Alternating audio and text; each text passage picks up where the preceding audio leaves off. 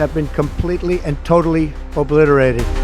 যুক্তরাষ্ট্রে ডোনাল্ড ট্রাম্পের ক্ষমতায় ফেরার পর একের পর এক নতুন শুল্ক আরোপ করে বিশ্ব বাণিজ্যে শুরু হয়েছে টালমাটাল অবস্থা। এবার বাংলাদেশের ওপর মাত্র 2% শুল্ক কমালেও অর্থনৈতিক অস্থিরতা কাটেনি, বরং নতুন করে চাপ তৈরি হয়েছে রপ্তানি খাতে। অর্থনীতিবিদরা বলছেন, এত কম শুল্ক ছাড়ে বাংলাদেশের ওপর থেকে সংকটের কালো মেঘ সরেনি। বাণিজ্য যুদ্ধের এই নতুন পর্বে কি যুক্তরাষ্ট্রের সবচেয়ে বড় বাজারটিও হাতছাড়া করতে যাচ্ছে বাংলাদেশ? ভিয়েতনাম যখন আগেই বুঝে ফেলে যুক্তরাষ্ট্রের শুল্ক বোমা আসছে, তখন তারা ঝাঁপিয়ে পড়ে কূটনৈতিক মঞ্চে।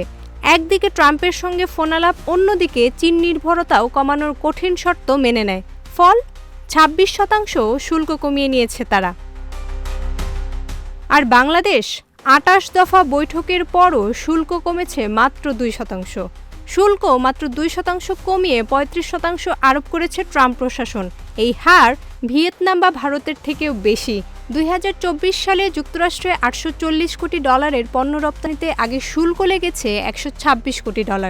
আর এই শুল্ক যদি 50% হার কার্যকর হয়, তবে দিতে হবে $420 কোটি।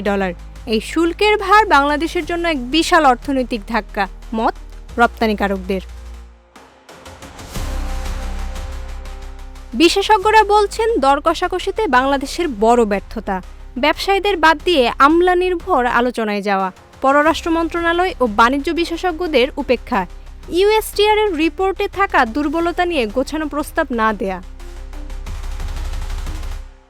আর ভিয়েতনাম, তারা শুধু বাণিজ্য চুক্তি করেই থামেনি, বরং যুক্তরাষ্ট্রকে 50টি বোয়িং বিমান ও $290 কোটি কৃষিপণ্য কেনার প্রতিশ্রুতিও দিয়েছে।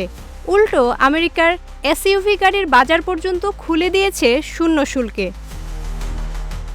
সংবাদ মাধ্যমকে দেয়া এক সাক্ষাৎকারে বিশ্লেষক ডক্টর জাহিদ হোসেন বলেন, আমাদের প্রস্তুতি ছিল ঢিলেঢালা, আর শুল্ক কমানোর চেষ্টা ছিল ছেঁড়া নৌকা দিয়ে সাগর পাড়ি দেওয়ার মতো।